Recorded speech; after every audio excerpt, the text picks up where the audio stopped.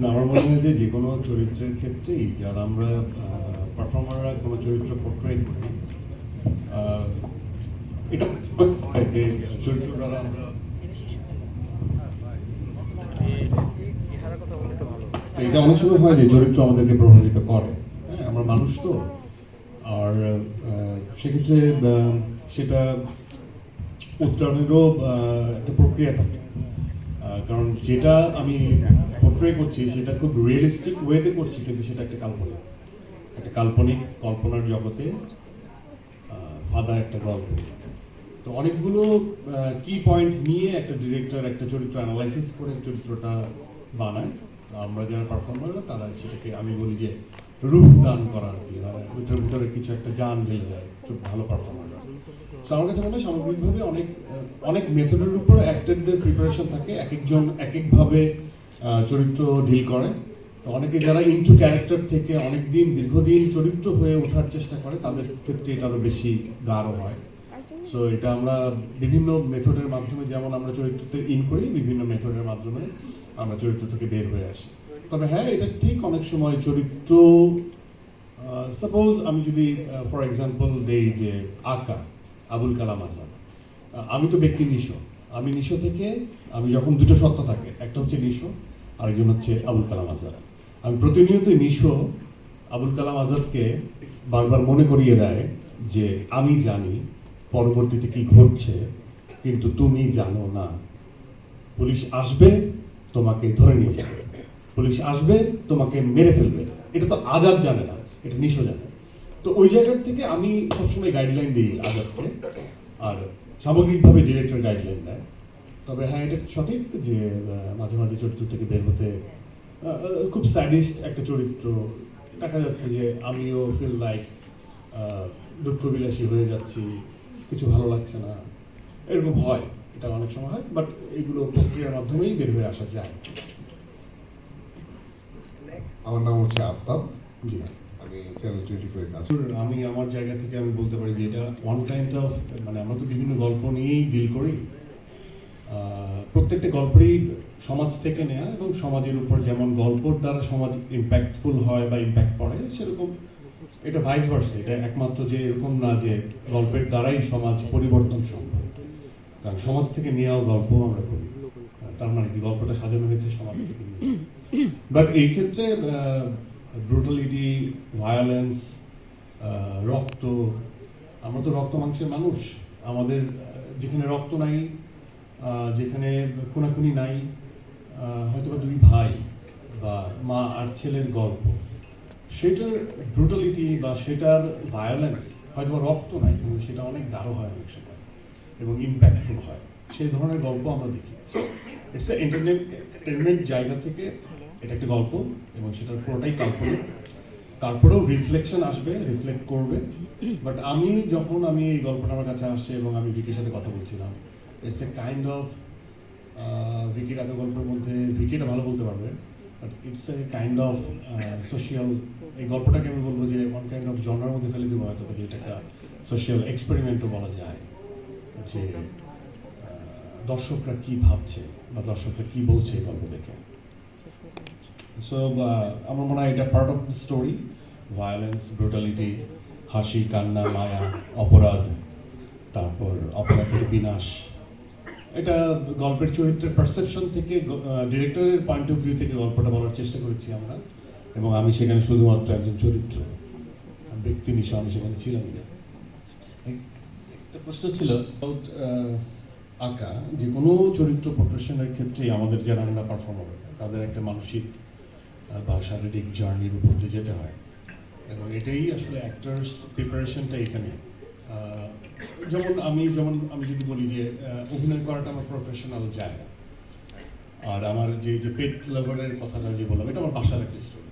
তো হয় না যে মার সাথে ঝগড়া হয়েছে, বোনের সাথে ঝগড়া হয়েছে, রাতে প্রচণ্ড ঝগড়া হয়েছে, এটা আমার পার্সোনাল জায়গায় ঝগড়া হয়েছে, কিন্তু পরের দিন সকালে সেটে যেয়ে আমাকে চরিত্র হয়ে কমেডি করতে হচ্ছে। তো এটাও তো একটা মানসিক দ্বন্দ্ব, মানে আমি আমার পার্সোনাল লাইফের দুঃখ কষ্ট ভুলে গিয়ে আবার চরিত্র হয়ে চরিত্রের মতো আচরণ করা। তো এই যে প্রসেসটা একজন পারফর্মারের কিন্তু প্রতিনিয়ত এই প্রসেসের মধ্যে যেতে হয়, কারণ আমার যে ব্যক্তি জীবনের যে কনসিস্টেন্সি মানে আমি ধরে নিলাম যে আমি আমার ড্রাইভারের উপর রাগ করে আছি। আমি যখন কাজ শেষে দিন শেষে রাতে বাড়ি ফিরবো, তো আমার রাগটা কন্টিনিউ করতে হবে, কারণ বেদবি করছে। তাহলে ওই চরিত্রটা আমার নিজের।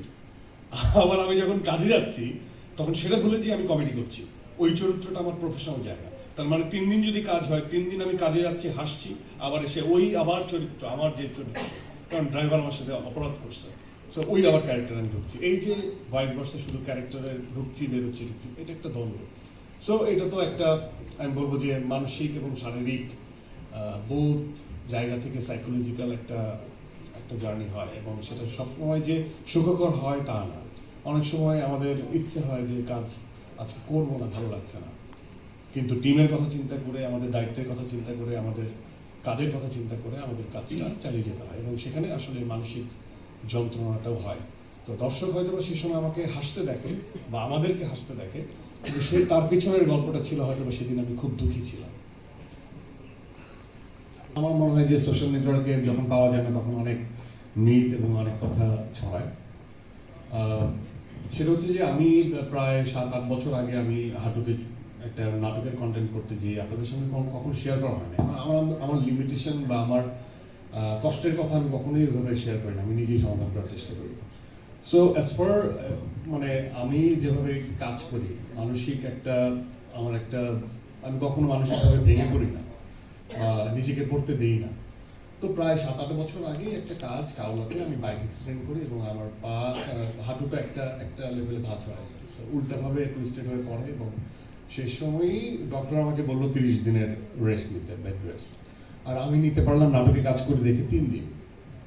3 দিন পরে আমাকে কাজে জয়েন করতে হলে আবার টান খেলাম, এবং সে সময়ই আমি এমআরআই করাই, এবং সে সময় পার্শিয়ালি টেয়ার অফ ছিল, মানে হালকা লুজ হয়ে গিয়েছিল, এবং সেটার জন্য কিছু এক্সারসাইজ ছিল, সেটার জন্য রেস্ট ছিল।